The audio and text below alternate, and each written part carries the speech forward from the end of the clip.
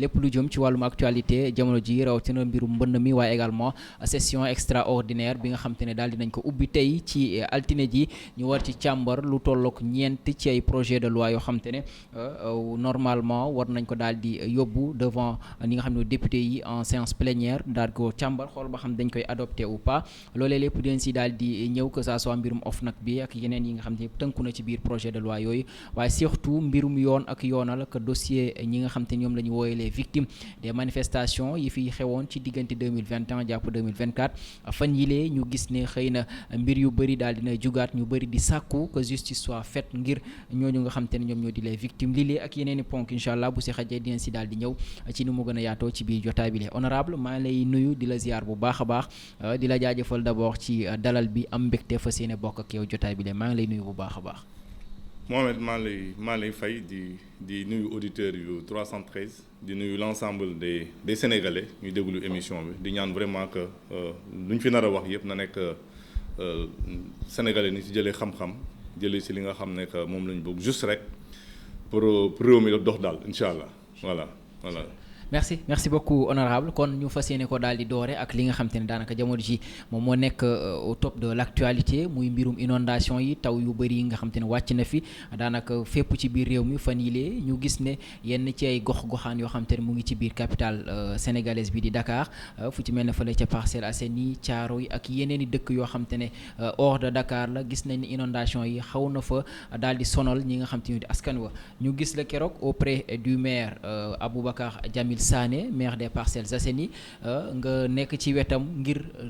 saytu li nga xam ne situation yi d'abord ni nga xam te ne situation bi fi mu toll analyse bi ak surtout taxawaay bi nga xam te ne yéen en tant que ay élus wala boog autorités yi nga xam te ñoo jiite réew mi taxaw nañ ko jàngat li par rapport ak situation boobu. waaw merci Mohamed loolu dafa nekk lu am solo surtout wàllu mbënd bi yàgg na sonal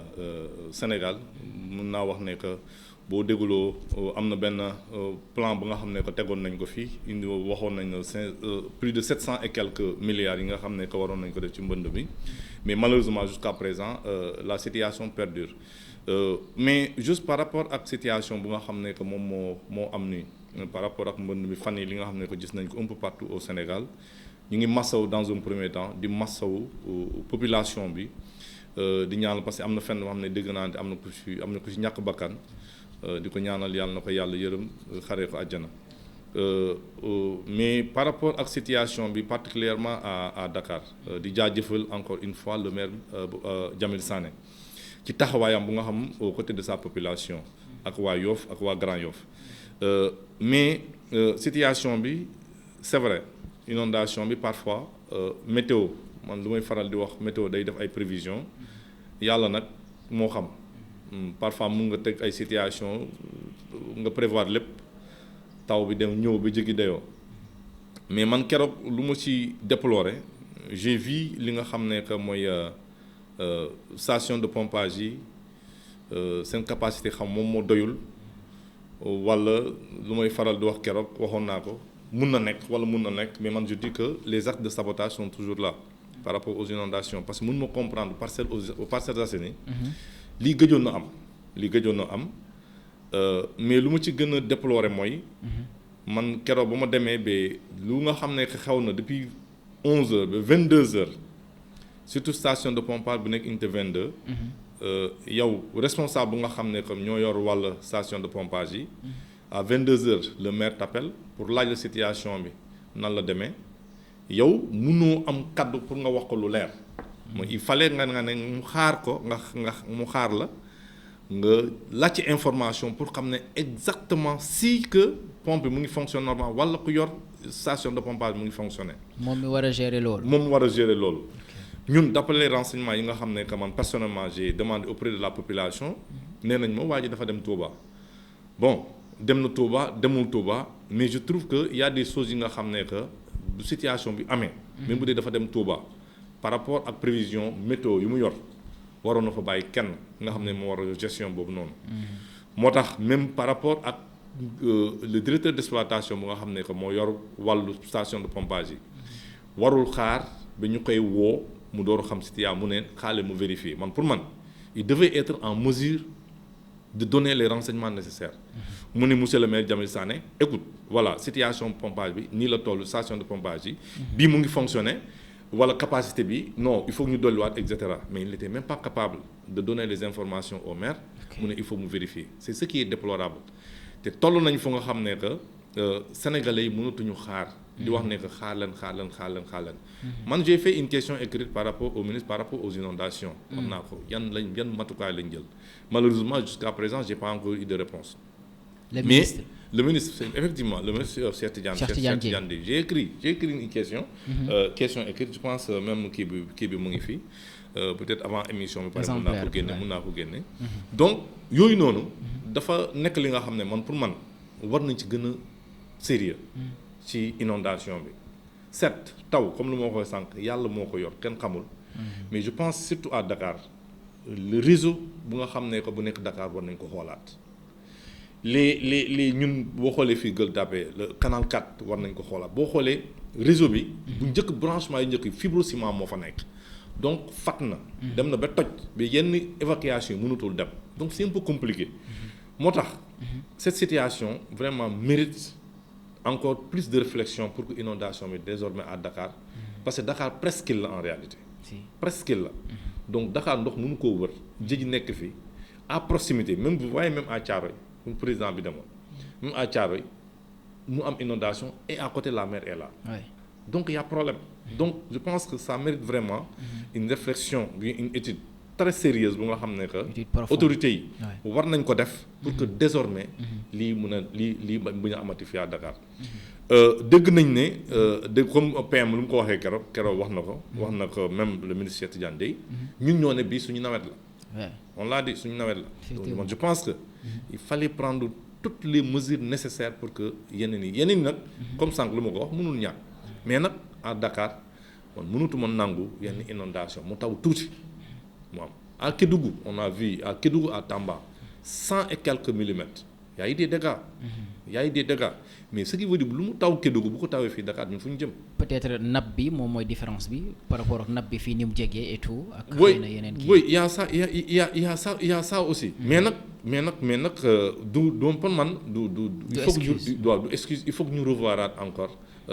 Par rapport ak système bu réseau bu nekk Dakar pour que vraiment jëm ko améliorer mais à part ça bon yenn situation yi à Grand Yoff à Yoff aussi gis naa ne ndox bi après ça ndox bi dem na amoon na ay réaction après le ministre a dépêché aussi des pompes loolu il faut que ñu wax ko bon gis nañu président bi dem na teew loolu ñu ngi koy saluer ci loolu noonu mais il faut que ñu yokk effort bi beneen peut-être bu ma fàttee wax mooy il faut gars yi dañuy yaakaar ne parfois que le maire moo yor wàllu assainissement. maire Jamil Sané yoru ko. je suis pas son défenseur c'est parce que. il faut moo xam li nga xam ne que kenn ku nekk dafa am sa compétence. bu mu yem bokkul ci ay compétences. voilà mais la ville de Dakar bu nga xam ne que moo yor affaire wàllu boobu noonu malheureusement ñoom tamit am na défaillance par rapport à leur niveau. comme quoi. j'ai demandé au maire ma ne ko par rapport aux moto pompage bi ma ko demandé ils m'ont dit que waa Dakar ñu ngi door a réunir pour jéem a def maintenance imagine-toi maintenance les pompes pour jéem a xool les pièces de rechange wala pompes yu fonctionnent pour ñu ko envoyer aux Parcelles Assainies c'est très grave. defuñ ko woon avant hivernage defuñu ko woon avant keroog xaw ma nag ban heure la ñëw mais pompes yi demuñu woon. c'est vrai que dañu envoyé nag ils ont envoyé des voitures mooy de pompage nga xam ñi doon ŋàcc si ndox affaire yi noonu amoon na mais je pense que il faut comme lu ma wax sànq il faut être sérieux par rapport à certaines situations surtout wàllu mbënd mi. d'accord ci loolu xëy na lu ko jiitu tuuti gisoon nañ fi par rapport l'ancien régime ni nga xam te noonu lañ fi taxawee woon surtout côté mbënd mi ñu annoncé woon plus de 766 milliards yoo xam te neew nañu dugaloon nañ ko ci benn plan boo xam te ne c'était un plan décennal 2012-2022 ñu ne woon ngir saafara lépp luy mbënd fii ci diwaanu Ndakaaru ak li ko wër ñu dégg keroog le ministre Cheikh Tidiane Tidiane Dièye annoncé ne le premier ministre daal di woon na si commandité benn rapport boo xam te ne déjà jot na pare ba mu ngi ci sur la table du premier ministre Ousmane Sonko ngir ñu leeral xaalis boobu ba xam dugg na fa wala dugg fa loolu également en tant que parlementaire leeral boobu nga xam ne war nañ koo leeral ci koppar yooyu naka nga ko gisee waaye surtout xëy na ñu bëri ci population bi di interroger à chaque fois ne ndax koppar yooyu dëgg-dëgg duggoon na ci li nga xam ne moo di ci plan boobu. waaw Mohamed man côté boobu noonu man je pense que c'est vrai que bon le PM peut-être moom dafa ils ont demandé pour ñu defal leen ay rapport mais man je pense que ñun Assemblée nationale am nañu si part de responsabilité par rapport à ça et je pense que côté boobu noonu man quand je revois cette situation bu ma xoolee inondation lu mu amee nii man je pense que il est temps au niveau de l'Assemblée de mettre benn commission d'enquête parlementaire ça je le dis fermement il nous faut parce que y a des situations yi nga xam ne mënoo jël plus de 700 et quelques milliards nga ne ko ci wàllu inondation la dem et jusqu'à présent Sénégal ñu ngi dund ci problème yooyu noonu donc là man lu mu gën nga xam ne que xëy na le premier ministre bon mu ngi def wàllu liggéeyam mais je pense que cette question là waa assemblée ñu war nañu mettre en place benn commission parlementaire bu war a saytu sénégalais xam 700 milliards yi fan la jëm est-ce que 700 milliards yi uniquement ci wàllu mbënd bi wala am na fu mu jëm loolu moom il faut que ñu leeral ko c'est sénégalais yëpp xam ne que exactement ñun parce que ñun bu ñu paree peut-être ñoom bu ñu paree dañ koy jëbal le procureur wala keneen ak keneen def ko mais ñun bu ñu paree suñu enquête parlementaire dañ koy jëbal askan bi donc loolu moo tax loolu c'est pour man c'est la situation wala lu gën a am solo mooy ñun au niveau de l'Assemblée par rapport à ces 700 et quelques milliards ñu def enquête parlementaire pour ñu leeral mbir mi en tant que des représentants du peuple voilà effectivement ci loolu ba tey xëy na pour jeexal ci ponk boobu gis nañu le président keroog bi mu demee foofu ca Thiaroye ak ca Parcelles annoncé na également benn plan d'urgence boo xam te ne sur 5 ans la ci nga xam te ne war nañ si daal di sukkandiku ngir indi ay mesures yoo xam te ne dinañ mën a saafara mbënd mi waaye annoncé na également peut-être ñu jéem a toxal yenn yi ñi nga xam te ne jàpp nañ ne ci yoon ndox mi la ñu dëkk ak yeneen ndax loolu jàpp nga ne dina doon lu yomb vu que annoncé woon nañ fi plan décennal sottiwul ci en 5 ans est-ce que loolu saafara ko dina doon loo xam te ne lu yomb la. waaw bon prérogative président de la République la bon moom moo xool avec les experts ñi nga xam ne xëy na ñoom ñoo ko defal situation bi. mu wax ci ne am na ñu war a toxal wala lu ñu war a def. mais man lu ma jàpp ma dellu si waat ci par rapport ak les 700 milliards man pour man lu mu gëm fii Sénégal. c'est-à-dire au lieu ñu jëlaat beneen xaalis bu nga xam ne que war nañ ko jël. pendant les 5 ans mooy li nga président moom la bëgg a wax. tegaat encore beneen plan. man je pense que il faut que d'abord dans un premier temps. ñu leeral mbir mi. les responsables. ñu fay. xaalis boobu ñu jëmale ko. ci fu nga xam ne que moom président bi foofu la wax. mooy ñu jéem a régler situation bi mais pas ñu jëlaat beneen xaalis dugal ko ci c'est-à-dire xaalis bu gars yi di fay. d'accord ñi nga xam ne que les responsables qui étaient là-bas. ñu jël xaalis boobu noonu régler situation bi mais bu dee dañu leen a jëlaat beneen xaalis encore toxal nit ñi bon ça va être compliqué ça va être très compliqué mais c'est faisable bu dee boobu situation moom mooy régler loolu. man de je suis favorable parce que tamit parfois. boo xoolee ñun suñu dëkkuwaay lu ci ëpp lotissement daawul am. gars yi dañu ñëw jëkki-jëkki rek dëkk lu ma dégg par exemple sànq maa ngi doon wax ak honorable présidente Mbène Faye par rapport ak Yoff lu ma expliqué lu tax Philippe Maguilène Senghor am problème ndox bi am na fu mu doon jaar fu nga xam ne jaaratuñu fa lañ tabax ay cité cité ñoo tax ba Philippe Maguilène Senghor di jël ndox donc loolu ça va être très compliqué tamit maanaam dañoo fatt yoon bi mu jaaraat feneen même unité 24 c'est unité 24 boo xoolee man keroog bu ma demee imam bi lu mu wax ndox bi en réalité Yoff lay jóge jàllee cité Damel ñëw dugg ci unité 24 mais du ndox bu nga xam ne ba fa nekk ci unité bi en réalité ndox bi feneen lay jóge donc il y a maintenant les experts n'ont qu'à maintenant étudier cette situation pour que vraiment mu mun a saafara situation population bi daal voilà. d'accord ñu wax ci leneen tey ci suba ci lañ doon ubbi li nga xam te ne di la première session extraordinaire pour année 2025 bi ñu woolu leen ci ngir daal di càmbar ay projet de loi yoo xam te ne dañ ko fi daal di indi ci càkkuteefu le président de la République muy ñeent ci ay projet de loi bu ci njëkk mën nañ ci wax mbirum OFNAC beneen ba mbirum lanceur d'alerte yi beneen ba accès à l'information ba ci sax li nga xam ne la déclaration de patrimoine muy ñeent yoo xam te ne war ngeen ko daal di càmbar en plénière bu ñu ñëwee ci bésu li nga xam te moo di OFNAC bi mu bëri woon lool coow xëy na ci li nga xam te moo di ci fan yi lay weesu ci ña fa nekk ak na nga xam te ne noonu la ñu taxawee ñu bëri njortu woon ne xëy na liggéey ba ñu waroon def boobu ba léegi gisuñ leen ci jàpp nga ne niñ ko bëgg organiser waatee nii dina répondre ak li nga xam te moo di exigence wala boog càkkute fu ñi nga xam te moo di askan wi ci li ñuy xaar. waaw Mohamed man am na benn émission boo mosoon def ci ñu posé ma question ci wàllu OFNAC. man ma réponse par rapport à l'OFNAC est claire. que ku fa nekk déjà ku fa nekk actuellement man pour man war fa nekk. man war fa nekk. parce que il était waaw Bassirou Gueye c'est Bassirou Gueye. man pour man waru fa nekk. parce que Sénégal bu demee bi am ay 80 et quelques morts il est à l'origine de tout ça. parce que bu ñu doon manigancer di jël ay photo obscène di ko jéem jëbal procureur di wax ne que affaire bi situation bi nii la demee alors que situation bi demeewul noonu. il est le seul responsable c'est-à-dire nit kooku noonu nga xam ne kuy fabriquer ay preuves pour maanaam faagagal doomu aadama il mérite même pas d'être à sa place dans un premier temps côté boobu léegi nag. OFNAC bon c'est vrai que maintenant dañu tur bi rek la ñu changé tuuti la ñu changé mais occasion la man moom personnellement man moom du ma ci nëbb benn yoon que Serigne Bassirou Gueye n'a pas sa place là-bas. nañu changé ñu jox ñi nga xam ne des personnes ñi nga xam ne intègre ñu war a def seen liggéey jaarle ko ci yoon wax ñu ko ñu jaarle ko ci diw wala ci Mademba mais nañ ko jaarle yoon de telle sorte que Sénégalais bu nekk dina si gis boppam mais moom ku fa nekk pour être clair par rapport à ça Serigne Bassirou Gueye dafa war a jógee ñoom def nañ li nga xam ne que avant mu fay jógee déjà dese na ko lu bëri xam nga 2 ans moo ko dese xam nga benn année moo ko dese déjà mënoo ko président de la République voilà mënu ko fa jëlee donc pour man loolu noonu ils ont fait exprès pour que mun fa toog mu mun a def yenn yi mais boo xoolee situation corruption Sénégal jusqu'à présent mu ngi dox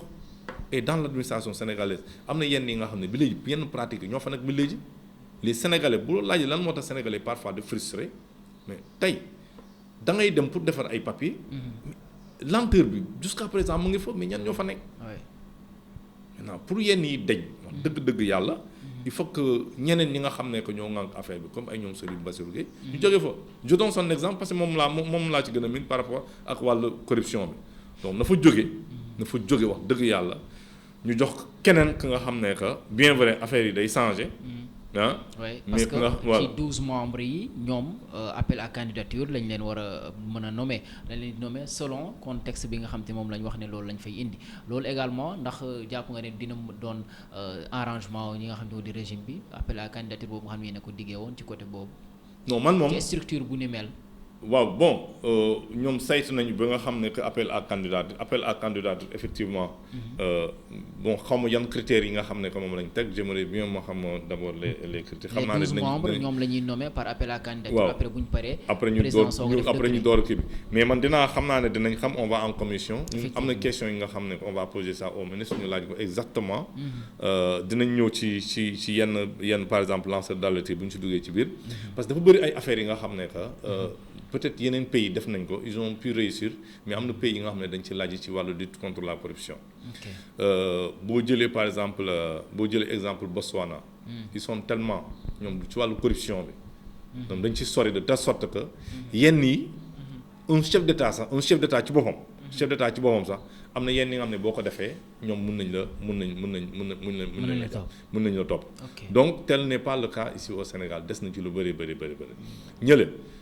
Botswana corruption bi je pense que bu ma juumalee bokk na ci pays africains yi nga xam ne corruption bi fa la gën a moins parce que ils ont mis en place des structures yi nga xam ne que contre la corruption nga xam ne que nit sax yenn yi sax ñemewoo ko def malheureusement fii Sénégal jusqu'à présent avec Serigne Bassirou Gueye ñu ngi def lu n'importe quoi nga baal ma ci kàddu bi mais looloo nekk fii di am Sénégal te il est temps que vraiment qu'on change et on passe à autre chose sénégalais fu ñu doon xaaree nag ñu dem ñu wuy leen si ci wàllu surtout wàllu corruption bi ak peut-être yeneen sujets yi nga xam ne que dañ ci dugg tout à l'heure. ci déclaration de patrimoine bi la ñuy ñëw loolu également am na ay coppite yoo xam te ne war nañ ko ci def par exemple ci somme bi nga xam te ne moom la ñu waroon commencer boo ko gérer di déclarer sa patrimoine maanaam bu njëkk mu nekkoon 1 milliard ñu war ko wàccee ba ci li nga xam te ne di 500 millions léegi waaye également le cas du président de la République nga xam te ne ñu bëri dañuy wax ne le fait que muy déclarer ci début d'exercice mandaam te bu demee ba jeexal du déclarer waat ndax loolu am na solo loolu également yow en tant que parlementaire noo jàngatee texte boobu nga xam te ne ñenn ñi dañuy wax ne bu fekkee ne day déclarer au début war na déclarer également à la fin de man mi noonu laa gëm tamit man particulièrement man je me dis que boo déclarer li nga xam ne comme président de la République déclaré na li nga xam ne que moom la am fin de mandat dafa war a déclarer lu am loolu mooy transparence loolu mooy démocratie man je suis pour ça loolu moom amuñu si benn sikk sàkk man bu ñu sañoon noonu lay demee parce que déclaration de patrimoine pour lan moo tax mu am solo fii dans les pays africains comme Sénégal ngay gis des fonctionnaires milliardaires c'est-à-dire mënoo nekk fayeeku salaire fii mais xoolal fonction publique salaire bu gën a am salaire bu gën a am doole ñaata la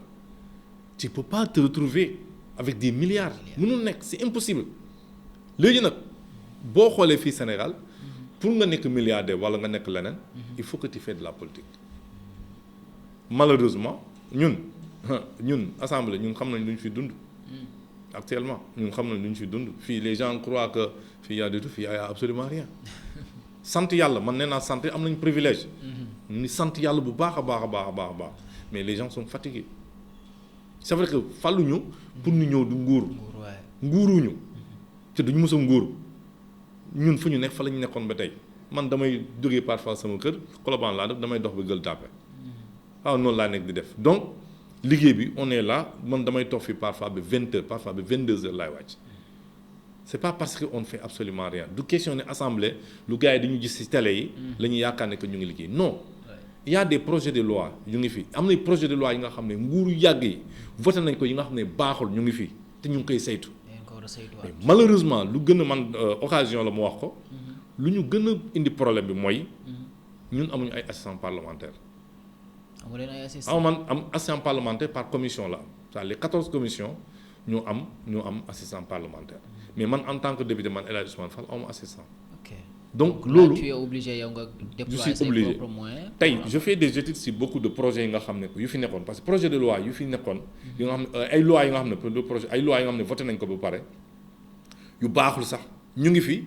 mais man dama koy jàngat di xool je fais appel à des experts ma jox leen ma jëbbal leen ma ne leen man lii gis naa ko je suis pas un expert mais xool leen ma ko bu baax ngeen càmbar ko parce que lu ma gis ni en tout cas daal dalu sama xel et il y en a beaucoup de lois qui sont comme ça sénégalais dañuy yaakaar ne que ñun dañuy toog nii rek plénière bu ñëwee rek dem na ñib mais non moo wax leen il y a énormément de lois yi nga xam ne que nguur yi nga xam ne que nekk nañ fi boobu léegi voté nañ ko te lois yi ñu ngi nii di dox te baaxul ci askan Sénégal te ñu ngi ci saytu te incha allah buñ ci tolloo dañ ci indi ay saafara bu ñu amoon tamit ay assistants parlementaires day gën a ñoŋal suñu liggéey parfois on reçoit des entreprises des travailleurs ñi nga xam ne que ñii ay licenciement abusif la fii te peut-être lu ñu door a reprendre nii mais instant yi dama ay audience yu bëri les gens dañuy ñëw wax la seeni problème yi ñu am problème suuf problème leen parfois tu en fais des questions écrites da ngay def question écrite mais parfois doyut ci obligé nga am boo amoon assistant yeneen yi peut-être di nga mën a ramasser lépp nga mën a def sa liggéey lu mu waree mais côté boobu moom wax dëgg yàlla dafay xaw a sooxe suñu liggéey parce que man kese mënumaa def lépp et je suis pas un juriste parce que tamit député yi man je suis un enseignant am na député yi nga xam ne ay juristes lañu rapidement ñoom mun nañu xool te sax doyut il faut des experts parce que am na ñi nga xam ne droit privé ak droit public bokkuñu am na ñi nga xam ne dañ ne ñun ci lii lañ gën a taxaw man je suis obligé parfois je fais appel à des experts ci yenn loi yi nga xam ne que voté nañ ko pour mun a indi li nga xam ne peut-être sénégalais moom la ñu soxla moo tax vraiment par rapport ak wàllum kii bi déclaration de patrimoine bi man je trouve que ça important ñun ñi député je pense que war nañ ci mën a bokk parce que député mën nañ ko corrompre mun na nekk député mën nañ ko corrompre. mun na nekk mais yàlla dafa def. ñun heureusement man lu may faral di waxee ñun yarewuñu loolu kenn ku nekk li nga yar lu ñu la yaree la. moom nga mun a jëfee. man buñ ma mënoon tegal ay leneen ak leneen san lu ñu ma yaree rek laay def du ma ci dugg ci li nga xam ne que du ma ko def. wax dëgg yàlla côté boobu moom ñu ngi siy sant yàlla bu baax di santaale suñu waajur ci côté boobu noonu. donc ñun ci jubal bu ñuy wax. ñun loolu suñu deret la nekk. du assemblée du Pastef moo tax ñu mel noonu mais ñun duñ ci judduwaale. ku ñu xam fu ñu yaroo ba léegi kenn mësuñu xam ci jikko caaxaan. d'accord mësuñu duggee ci loolu. donc moo tax lépp li nga xam ne lu nar a def di askan bi nous on va le faire incha allah. d'accord beneen projet boo xamante ne également ñu bëri yàgg nañ ko réclamer muy lu jëm ci lanceur d'alerte yi nga xamante ne également lañ ci wax mooy xëy na bu nit gisee loo xamante ne lii wër na ko ne dëppoowul ak li yoon santaane mu mën ko daal di dénoncer bu fekkee ne ay mbirum luubal alalu askan wi da cee am ak yeneen yi ni mel muy loi boo xamante ne war na leen a protéger de telle sorte que buñ ko defee dara wala boog kii ñëw daal di yoolee dul mën a dalaat ci seen kaw bu fekkee ne li ñu wax dëgg la loolu loi bi nan nga jàppee ne noonu lañ ko war a mën a tëggee ba nga xamante ne moom lanceur d'alerte dañ ko protéger waaye surtout également bu fekkee ne def na loo xamante ne dénoncé na loo xamante ne amul ay preuve yu ko kii yoon mën a daal di delluwaat dalaat ci kawam loolu également da ciy am solo. effectivement Mohamed loolu lu am solo la. boo xoolee loi lanceur d'alerte yooyu noonu am na un peu partout Angleterre am na. États-Unis am na France am na je pense ak Norvège dëkk yi nga xam ne que ñoo gën a xarañ ci côté boobu noonu ci lanceur d'alerte yi surtout yooyu noonu. et plus en Angleterre nag ñoo ci gën a taxaw. ñoom je pense ils vont encore plus loin ñoom même travailleurs ci boppam nga nekk ci benn entreprise wala ci benn direction. nga gis li nga xam ne lu dul loolu da nga ko war a dénoncer. waaw ñoom donc ce qui veut dire ñoom côté boobu noonu ñooñu la maintenant ñaari côté yi nga wax noonu ci loi bi c'est tellement important que kuy dénoncer il faut nga xam wóor na lan moo tax nga am ay preuves parce que sinon affaire bi day dalwaat sa kaw. loolu c'est important. sans calomnier sans pour autant également. nga diffamer waaw léegi nag sans diffamer moo tax ma ne la booy wax na nga wax lu leer booy yoole tamit yoole lu leer nañ loolu moom nous on est preneur par rapport à ça et il faut encore aller plus loin par rapport gis nga Mexique am nga droit par exemple policier nga gis mu nga xam ne ko lu nekkul di def ci yoon am nga droit jël sa caméra sa portable nga filmer ko parce que nekkul ci yoon. te kenn du dara doo ci topp nga dem ñu teg ko ay daan man pour man fii corruption bi war nañu ko gën a sori par rapport ak bon ba tey ñu jotaguñu motif yi dinañ xool ministre bu ñëwee en commission dinañ ko poser ay questions yi nga xam ne que allant dans ce sens pour jéem a xool naka la ñuy protéger tamit ces lanceurs d'alerte là. parce que protection bi am na dëkk yu mën a limal fii nii. am na y a aussi des inconvénients par rapport à ça. parce que tey. mun nga gis affaire bu nga xam ne nga war koo yoole nga def ko tu subis des pressions des menaces de mort. effectivement donc côté boobu noonu. il faut que tamit ñu protéger nit ñi ñu waxal nit ñi am lu leer nañ. nga xam ne que bu ko waxee tamit même bu dee lu jóge ci nguur gi du am benn pression. wala il sera protégé parce que sinon dëkk yu bëri yu ma la limal fii am na ñenn ñi nga xam ne que échoué nañ ci côté boobu noonu. pression bi. menaces yi ba ci sax certains mën nañ dem ba passer à l'acte. effectivement yooyu yëpp am na si parce que j'ai fait des recherches là-dessus. donc nga xam ne que lanceur d'alerte yi gars yi dañu yaakaar ne lu yomb la mais en réalité lu yomb. lu metti lay doon. parce que tey que ça soit président de la république wala PM wala député président assemblée nationale wala ministre boo gisee leneen lu dul ci moom mu ne lu leer la da nga ko war a yoole bu jàddee yoon da nga ko war a yoole imagine toi loolu noonu nit ki xam ko. kenn ku nga xam ne que leer na la kii boo ko yoolee ak lu mu am yëpp da koy ñàkk kooku da siy teg ba kanam léegi loolu état bi ñun par rapport ak loi bu ñu war a voter man j'aimerais bien bu ñu gisee affaire bi j'aimerais bien ñu encadrer ko de telle sorte que waa ji nga xam ne que moom ci boppam moom la ñu yoole automatiquement parce que ñoom ils ont les renseignements généraux sont là pour le protéger bu nga xam ne kii yoole na ko automatiquement il faut le cerner man loolu laa gëm ñu xool déplacement am ñu xool yan contact am par rapport ak nga xam ne moo ko dénoncé. est-ce que kooku nekkul di jot ay appel waru sax di xaar pour man waru sax di xaar waa ji ñu woo ko di ko teg pression wala di ko menacer man pour man. que nga xam ne que war na def lanceur d'alerte bi war na yoole. bu yoolee ba pare automatiquement numéro téléphone am les renseignements généraux. la police la gendarmerie dañ ko war a mettre à l'écoute pour ñu xool est-ce que nekkul di subir ay pression est-ce que nekkul di ko menacer de mort là bu ñu ko defee je pense lanceur d'alerte yi kenn ko nekk bu tëddee sa day nelaw. mais si on le fait pas affaire bi day indiwaat ay problème te boobaa du sotti. comme yeneen dëkk yi nga xam ne am na des comme le mot Angleterre ils ont pu réussir ils ont allé au-delà même de ça dañ ne travailleur yow mii nekk ci entreprise bi ngay liggéey waaye ci direction ba nga nekk boo gisee lu dul loolu dénoncé la. loolu également ñenn ñu bëri xalaat ne est-ce que du ñu dem ba peut-être travailleurs yi comme que nee nañu commission 10% am na si duñ dem ba privilégier côté boobu nga xam te moo di côté boobu ñu leen di ci delloo dara dem ba privilégier ko à leur travail nga xamante ne moom moo leen fa yóbbu maanaam au lieu que ñu nekk ci seen liggéey xëy na ñu nekk di fouilleter par-ci par-là di jéem a am accès ci yenn dossiers yi ba xëy na mu tardeel aussi liggéey bi nga xam ne waroon nañ ko def. bon loolu xam naa ne kenn ku nekk bon ak entreprise bi kenn ku nekk am nga sa règlement intérieur kenn ku nekk am nga sa fiche de poste lu ñu la jox bu dee nee nañ la 8h à 16h am na li nga war a liggéey ne ko di ci liggéey di xool waaji lu mu def mais là moom lui aussi le chef d'entreprise wala le directeur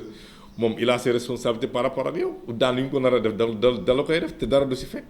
maintenant bu fekkoonte ne yow da ngay ne di fuy ne di xool rek te dara leeru la si ah bon là moom ça peut se retourner contre toi. loolu moom il faut que nit ñi tamit bàyyi seen xel ci loolu waxuñu la ne parce que 10% am na donc man du ma def sama liggéey lu mu ci waree léegi uniquement man lenn rek laay def képp ku deful loolu ci entreprise rek damay wër te yow nga fàtte ne que da nga war a def lu la war là moom maintenant c'est la direction bien l'entreprise ñu fa nekk ñu war a jël seen responsabilité te man loolu laa gis quoi voilà. d'accord xëy na beneen boo xamante ne mën nañ ko daal di cof rek jàll muy lu jëm ci wàllum accès à l'information également loolu surtout ñun suñu côté yàgg nañ ko di réclamer loolu également mën na nekk une bonne nouvelle ngir xëy na joxe am d'abord accès ci information bi nga xam dañ koy soxla ngir mën ko daal di jottali ñi nga xam te ne askan wi également ndax mbir yu bëri dañ koy soxlaa xam mais malheureusement duñ ci mën am accès par rapport ak la nga xam te moo di suñuy liggéey également. waaw loolu boobu accès à l'information dafa am solo xam nga parfois da ngay dëgg la plupart boo xoolee dans l'administration sénégalaise tu peux poser des questions wala nga gis ministre nga koy laaj mu ne je suis un agent assermenté da ngay dëgg je suis un agent assermenté am na yenn yi am ne war ma ko wax et je pense que c'est l'occasion est venue pour mettre en place un système d'information même de digitalisation jarul sa ngay laajte diw ak diw affaire yooyu noonu tout sera centralisé là-bas journaliste bu bëgg a xam lu leer jarul sax mu dem di woo nit ki pour laaj ko il suffit mu dugg soit ci benn site wala mu dugg ci benn plateforme mu am l'information yi nga xam ne que yu war a am yëpp man loolu laa gën man pour man mbir mi noonu la war a demee mais warul ne que voilà accès à l'information ñu tuddee ko accès à l'information ba pare doo jox jumtukaay yi nit ñi nga xam ne que pour ñoom seen bopp ñu accès à cette information donc pour man jumtukaay la ñu war a jox tey dans toute l'administration sénégalaise journaliste bu bëgg a xam dara dañ war a digitaliser lu am ni léegi que ñoom seen système informatique ñu fa nekk dañ ko war a dugal journaliste bu bëgg a am lu leer mu wax mu automatiquement bu duggee rek xam ne gars yi de dugal nañ leen lii moo am mais waruñu xaar ba gars yi di ñëw di leen di woo parfois damay dégg journaliste yi parfois di woo nañ ko ba sonn jotuñu ko ministre bi woon nañ ko wala député bi woon nañ ko wala maire woon nañ ko jotuñu ko je pense que war nañ dépasser ci loolu booy gérer sa kër man pour man lépp lu war a am dans toutes les directions de l'administration lu mënta am yow sa système informatique sa ñu nekk ci digitalisation bi war nañ ko dugal lu mu gën a gaawee que les journalistes wala la population ñu ci am accès bu ñu dugalee ñu ne tel ministère du budget dégg nañ lii am na fa nga dugg nga am information yi nga xam ne moom lañ ko war a jëbale mu leer ci askan bi ñëpp je pense que loolu moo gën a yomb mais bu dee nag dañu war a ne accès à l'information ñu ne ma waaw Ousmane Fall yow na ngay xaar bi ñu woo la nga wax lii ak lii nga war a wax je pense que c'est encore dañuy delluwaat ci li nga xam ne que mënuñu daal te du am benn njëriñ dañu yombalal accès à l'information pas seulement aux journalistes mais pour tout le peuple sénégalais képp ku soxla information bu mu soxla ñu am place bu nga xam ne par exemple bu dee place de l'indépendance dañ fay def benn système bu nga xam ne da ngay ñëw je pense que dëkk ma la doon wax ni kii Botswana am na Botswana je pense am na fa Botswana wala Finlande si je me trompe pas Finlande boo bëggee am information il suffit y a des am na ordinateur bu nekk ci kii public da ngay ñëw rek dugg ci biir tu as les informations qu'il te faut ba dem sa yoon voilà bu amee suggestion tamit boo amee lay wax foofu ngay bind nga jox information je pense bu ñu eggee foofu donc Sénégalais dootoo wax diw woon naa ko jotuma ko information boo soxla di nga ko am maintenant il faut exiger aussi c'est des textes aussi à ce que direction bu nekk wala ministère bu nekk ñu mettre à jour seen information yi bu am léegi seen système de communication dugal ko jarul sax ngay ñëw ay ñi di woote pour laajte mooy lu ma wax sànq rek si on le fait on réussit mais bu ñu ko defulee encore je pense pas du doon lu baax. d'accord beneen ponk boo xamante ne bëggoon nañu ko aborder ak yow honorable di fàttali ne ñu ngi ak honorable député El Hadj Ousmane Fall bokk ci parti bi nga xam moo di Pastef ponk bu mujj bi xëy na muy lu jëm ci lenn ci li nga xamante ne bokk na ci seen ay promesses électorales que ça soit bi ñuy campagne pour la présidentielle que bu ñuy campagne également pour les élections législatives muy que justice soit faite pour ñi nga xam te ne ñoom la ñu jàppee ay victimes ci événement yi fi xewoon ci diggante 2021 jàpp 2024 presque 1 an 5 voire 6 mois léegi tey ñu gis ne boobu ba léegi dossier bi amul ay actes yu concrets yoo xam te ne wala bokk yu visible yoo xam te ne gis nañ ko ci ñu teg ko ci que ça soit ci côté justice bi wala leneen dem sax ba xëy na mu xaw a am benn genre soulèvement boo xam te ne am na ci côté victime yi ak ñi nga xam ne ñooy seeni ay jegeñaale boobu ba léegi ñuy sàkku ne na yoon def liggéeyam ci événement yooyu dara loo xam te ne lu visible luñ ci gis la ndax jàpp nga ne waroon nañ toll tey foo xamante ne nii dañuy toog ba heure bi 1 an et quelque ñu naan na yoon def liggéeyam ci dossier yooyu. Mohamed pour être direct avec toi ñi ñuy seetaan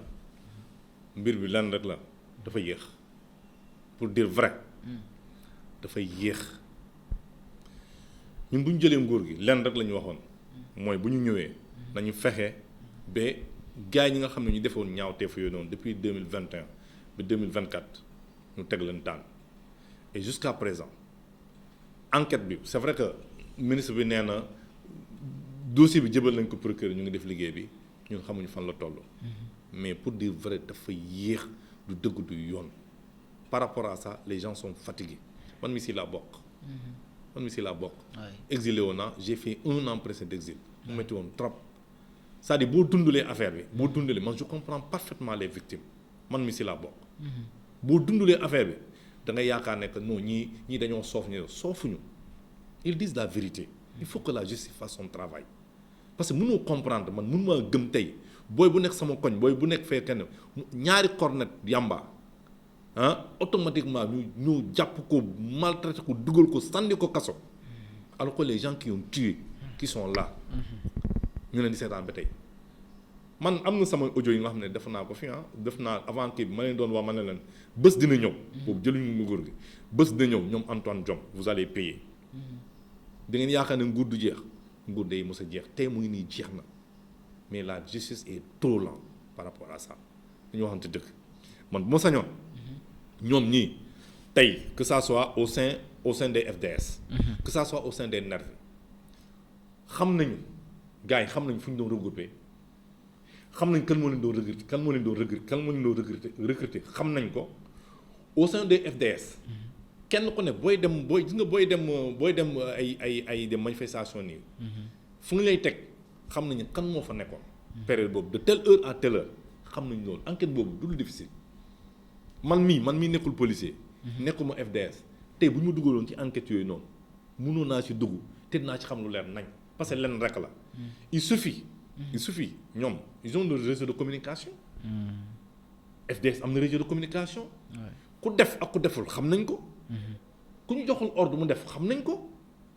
ku joxe ordre ñu mu def xam nañ ko et puis man yàgg naa ko wax ñi nga xam ne que ay force de l'ordre man leen rek laa gëm force de l'ordre mooy ñi nga xam ne que mooy ku jot say ordre supérieur ay police ñu ne la defal li nga def mais pas que ngay jël ay ordre ay politiciens te malheureusement parmi les événements yi fi amoon looloo doon am ay ministres ay directeurs ñoo doon woote jël ay policiers ñu leen def leen lii ñun tey Mohamed ñun sañuñ def loolu man en tant que député awma benn prérogative woo benn commissaire ma ne defal ma lii mu def ko nguuri fi amoon moo doon am moo tax massacre yu métti woon la justice bii dafa yéex dañu war a def seen liggéey tey mun ma comprendre ñuy nekk nii di jàpp ñi nga xam ne booy danga ci àll bi booy sàcc ginaar ak ay béy rek la ñuy jàpp dugal ci kaso bi alors que lii ñi nga xam ne que lu ma waxoon sànq des fonctionnaires milliardaires sàcc alal réew mi rey ci ay doomu aadama parce que dañu yoroon seen xaalis li leen wax defal lii yónni ay nit ay nervi man j'ai des menaces de mort lu nekk si biir naa ko man sama waa koñ dañu waroon tuxul ci jamono jooju ci jamono jooju noonu sama waa koñ dañu waroon tuxul ma ne du ma fi bouger moo tax dama ne bu ñuy ñii victimes yi wallaahi man xam naa ci daal man sama jabar dafa demoon ba jeex tàkk parce que sentiroon na y avait quelque chose muy menaces yi période yooyu noonu ay oto yi doon ñëw sama buntu kër di taxaw soi-disant que man lu nekk laa yor. am nga ñoo si repéré woon. non xaw ma mi sedd bi bon ay oto yi nga xam ne non seulement banalisé mais ak ay vitres teintées doo ci xam kenn mais ñii dañuy ñëw signaler ñii ne toxul demal wóorul ma ne je vais pas bouger ici fii laay toog moo tax gis nga victime yi bu ñuy wax. man damay centrer sama bopp parce que man bokk naa ci. Mohamed dem naa ci àll bi man j'étais dans les frontières laa nekkoon traversé wu ma nag. j'étais dans les frontières ci àll bi. laa doon nekk ci àll ba. wallaahi bu ma déggee riir oto sax dama daan tiit yenn yi sa peut-être mënu ma ko fi wax. dama doon tiit mais lenn moom xamoon naa ko. jamais Moussa Fall mu tegoon sama loxo loolu moom dama ko waat ci yàlla xaru sa pare woon naa pour def ko mais Moussa Fall pour ñu jàpp ma torturer ma ko lu ñu defoon Pape Ablaye Touré. moom du ma leen ko doon may benn yoon et j'étais pare woon naa ci lu nekk dama ne fëgg nañ nee nañu ñoom la dee naa et ça je l'ai fait moo tax victime yi li ñuy wax ni di nga justice bu ñu ko defalee ñun ñii suñu parti bu ñu defalee bu ñu rendre les justice nii on aura des problèmes on aura de très sérieux problèmes lii moom mën naa ko wax nañu fexe ba gars yi bu dee mënuñu ko nañ leen changer et puis man loolu laa gëm yàgg naa ko wax nit da ngay gouverner avec tes hommes la justice ñi nga xam ne ñoo la war a defal li nga bëgg nga teg leen fa ñoo ay partisans Donald Trump a ngi nii administration armée que ça soit fépp la changé teg fa ay nitam ñi nga xam ne bu leen waxee li ñu def ko. donc da nga jàpp ne mbir yi ci kaw la war a jógee xëy na pour côté coppite yooyu. mais ñoom la. mais ñoom la man jël ma décision man mënuma jël benn décision. ay loi ay proposition de loi laa mën a def fii nii. mais ci lenteur yooyu en tant que assemblée boo xam te ne yor ngeen la majorité amoo leen peut-être yeneen moyens yoo xam te ne yu ngeen war a mën a forcer xëy na teg ay actes yoo xam te ne lii forcément dossiers yi dinañ ko activer. mais moom lañ nekk nii mais gis nga déjà ñun bu ñu dugalee mooy suñu règlement intérieur loi interprétative gis nga yooyu yëpp. di nga ñu fa nekk ba tey. ñoo yoroon ci Macky Sall pour dire vrai ji nga justice bi je n'ai rien contre les magistrats du ñëpp nag loo ci wax rek am na ñenn ñoo xam ne wax dëgg yàlla ñu mës a def seen liggéey c'est des gens c'est li ñu ko waxee sax c'est des gens crédibles ñi nga xam ne wax dëgg yàlla seen liggéey rek lañ xam mais malheureusement am na ñenn ñi nga xam ne lu yàlla xam ne doy na man pour man ils méritent même pas leur place d'être là. am na ñeen ñi nga xam ne affecté nañ leen pour man fu ñeen yóbbu sa foofu c'est des Sénégalais qui sont là-bas waruñu leen fa sa yóbbu moo tax que ça soit magistrat ñun niñ nekkee ay député lu ñu mënee lever immunité parlementaire député nga dem jàkkaarloo ci yoon lan moo tax magistrat war nañu ko mën a def loolu magistrat bu jàdd yoon dañ na war a lever sa lépp nga dem jàkkaarloo tamit ak askan bi mooy député yi nga wax leen li nga def nag teg nga ko ci yoon wala tegoo ko ci yoon man loolu laa gëm mais yooyu yëpp amul moo tax ci justice là tant que changé wuñu ko du ñu dem fenn te frustration bi day gën a yokk nit ñi dinañu gën a mere te ci élection yi ñu jëm foofu la ñu nar a xaare te nag gars yi ñu ngi liggéey nag ñu ngi liggéey mais par rapport à la justice là il faut que gars yi jóg si bu ñu si jógulee wallaahi dinañ am surprise man loolu laa gëm et il faut vraiment ñu jóg si avant qu'il soit trop tard par rapport à ça man mer naa keneen mer na ñeneen gën a tënee mer justice Sénégal doxut nañ ko jéem a saafara avant qu'il soit trop tard 2027 yàggul 2029 yàggul il faut que les gens respectent les victimes les gens ont été tués man le premier victime Mansour Thiam sama koñ la dëkk Colobane ok ñoo dëkk grand frère ñoo dëkk ba léegi grand frère Mansour Thiam a été tué ba tey ba jusqu'à présent parti bi nag mu ngi def wax dëgg yàlla mu ngi taxaw famille bi côté boobu moom ñun waxuñu. mais loolu lépp justice moo leen gënal xëy na. justice moo leen gënal. ñu xam kan moo def lii. booy bi bu ñu koy rey booy bi Mansour Thiam bu ñu koy rey. booy yi nga xam ne que fekke nañ ko. booy yi demoon nañ ba téye ko nii. pour ko jëm ko rawale. gars yi tiirewaat booy bàyyi booy bi daal. booy dañoo nekk ci miir di xool booy bi wékk ko ba dee. Mansour Thiam noonu la dee c'est le premier victime en 2021. nga xam ne ko yooyu man ba tey mënuma moo tax am na ñenn ñi nga xam ne man mënuma am relation ak ñoom ba ci biir assemblée je peux pas mënuma ko y a des gens yi nga xam ne mënuma am relation ak ñoom fii bi abadan mënul nekk daa nuyoonte ak ñoom mais mënuma sëkk ak ñoom ay reetaan ak ay kaf je peux pas parce que man dama ne xëy na yàlla moo tax ma fexe nguur gi man loolu laa wax mais man dama ne man est-ce que dinaa dund est-ce que Bassirou Diomaye wala Ousmane Sonko bu ñu jël nguur gi est-ce que dinaa ko fekk man moom j'étais prêt à ça parce que dama xam ne tamit am na yenn yi nga xam ne que boo koy def da nga koy def lu ko jar y a deux professeurs université américains bu ñëwoon fii mooy photographe boobu exposé bu mu def maison musée de civilisation bi il y a deux professeurs américains dañ ñëw maa ngi nuyu de passage Biram Oloba mu ne ko ci auto Ousmane Sonko en 2021 j'étais là-bas mu ne ko waa ji moo nekk nii ñaari professeurs ils en revenaient pas dañ ne yow yaa nekk nii may leen waa pourtant man la ñu ne ah bon xam nga lu ñu def dañu jël ay photo dañu ñëw ñu taxaw mu photo ak ñoom parce que xam ñoom lan lañu gëm dañ ne nit booy xeex ngir sa patriotisme ñoom dañ lay fonk américain noonu la ñun dañu war a fonk les victimes képp ku nga xam ne victime man bu ñu see victime buy dox nii sax man j'en suis fier parce que dama ne yow yaa xeex de révolution bi lii du kii de lii du ay xeex moom lii révolution la en réalité sénégalais il faut ñëpp xam ne que ça c'est une révolution sénégalaise donc changement bu ci war dañ ci war a dem ba jusqu'au bout et sans état d'âme man loolu laa gëm sans état d'âme ay diw sama mbokk la diw sama lii ñun xooluñu loolu il y a des gens qui ont été tués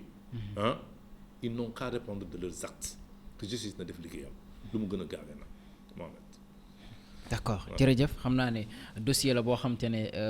war mënoon nañ ci yaatal lu bëri bëri waaye daanaka waxtu wi nga xam te ne moom lañ ñu mayoon lu ci bëree bëri daal dina yem ñu lay sant bu baax a baax ci disponibilité bi